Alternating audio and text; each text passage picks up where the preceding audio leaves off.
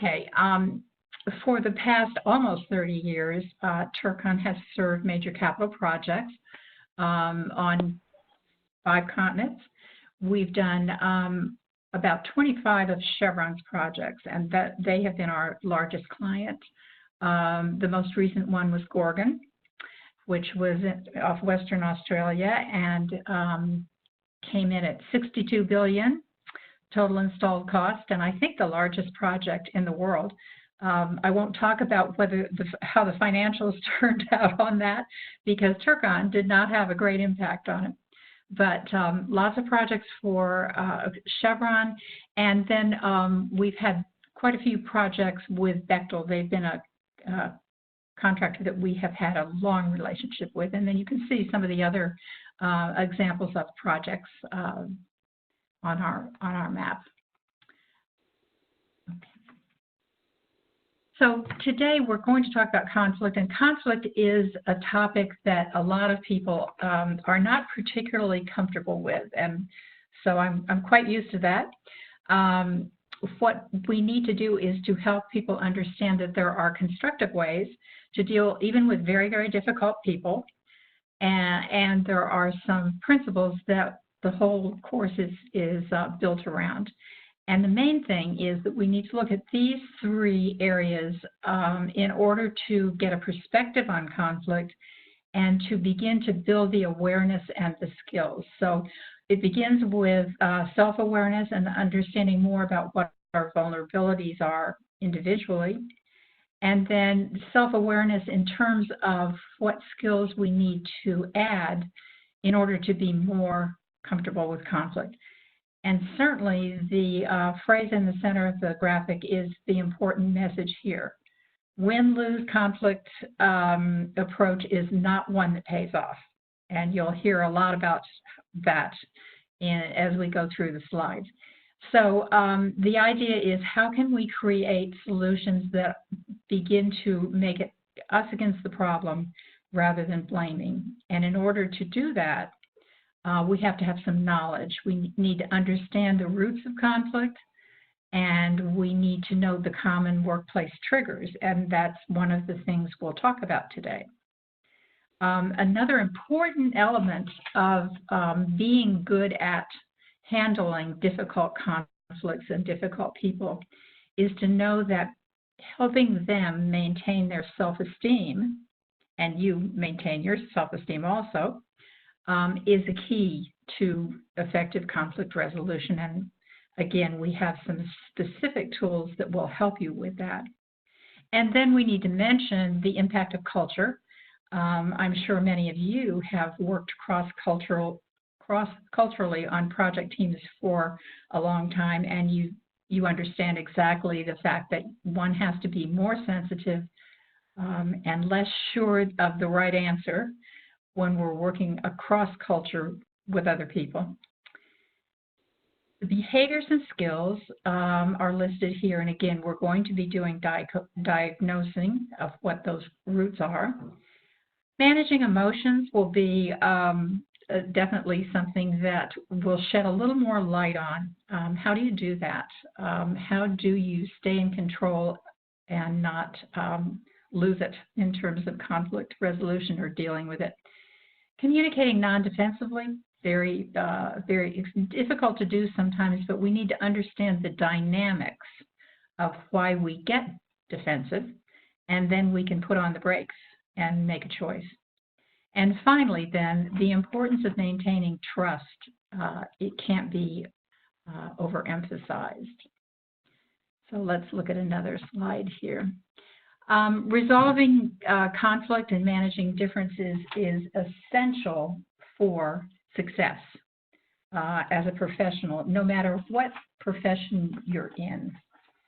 And we'll see here that substantive conflicts, as it says here, do not resolve themselves.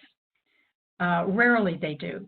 And if we ignore them, they often go underground, and then, as we say here on the slide, get fought again on a different topic. So it's not that it goes away by ignoring it. And I think leaders and project professionals need to understand that. Conflict avoidance can be tempting, as it says towards the bottom of the paragraph. It's a losing strategy today. You have to be willing to expand your skills in this area. It's part of success, no matter what you're doing as a professional, and especially if you're a leader. So you see the bottom line there is you have to take responsibility. And in a minute, we're going to see a slide about the high cost, as the topic subject has indicated. It costs money to have unresolved conflict on projects.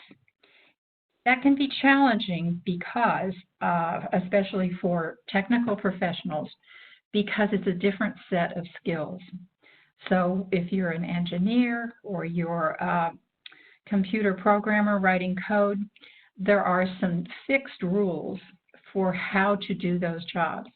And often the skills or the processes could change over time or be improved, but they are clear, fixed rules about how we work together. On the other hand, working with people requires interpersonal skills or soft skills, which I hate that word because they're not. And the interesting thing about why that's so difficult is interpersonal skills and leadership skills change from situation to situation in terms of what you need to do to be effective. There are not hard and fast rules about how to lead a team, how to influence another person or team, how to resolve conflict. The answer is it depends. You have to be able to read the situation and choose the right soft skill or interpersonal behaviors to be successful in different situations. So that's why it's so much harder, especially for professional, technical professionals. Should we stop, Wendy? No, go ahead. Yes. Well, I mean, are we going to get ready for the formal beginning at 11:30? No, the formal webinar started at 11, so we are recording currently.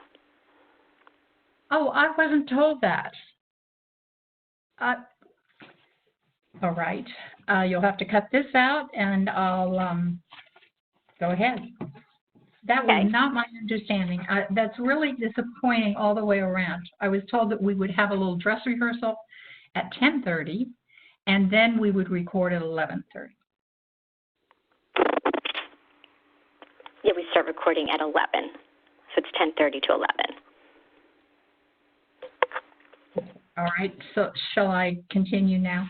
Yes, we can continue on. Sure.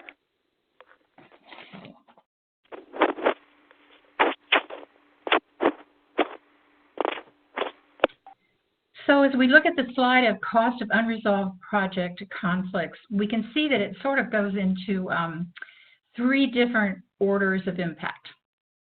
So you can see the things listed under first order. Sometimes missed deadlines occur because people are not getting along, they're not communicating well, or they're kind of thinking, well, okay, I wanted that information from you, and you didn't give it to me in a timely way. So I'm going to make you wait just a little bit.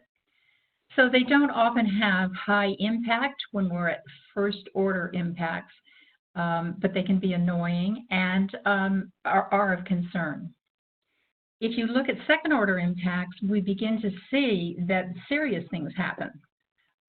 If there is unresolved conflict within a team, between teams, across teams, or between project leadership and a team. And the higher impact things that happen are turnover, and then you lose institutional memory, which is not good. You have increased management scrutiny, and probably you've been in situations where you have. Hi there, I hope you enjoyed that last clip. My name is Michael Maludis, and if you'd like to watch the full 60 minutes of that last webcast, while also gaining complete unlimited access to our entire library of IT learning, simply visit our subscribe page at greatpro.org/subscribe. Unlimited annual access is $199 per year, but if you use the coupon code LEARN2EARN, you can drop that membership fee to just $149. That's less than $13 per month for unlimited access to over 1,000 hours of on-demand career development, covering the entire spectrum of IT management best practices, including business analysis and requirements, software development, quality and testing, risk management, process improvement, project management, and even digital transformation. But your membership doesn't just give you unlimited access to our vast learning library. You also get free access to our mobile app, as well as direct access to our network of over 300 of the world's leading IT consultants, all of whom are dedicated to putting practical knowledge at your fingertips so that you can learn more and earn more. I hope you will join me in becoming a member of the Great IT Professional and advancing your career with us. And if you're on YouTube, don't forget to hit that subscribe button above so that you get notified whenever we publish new free webcasts each week of the year. Thank you for your time and best wishes for your continued success.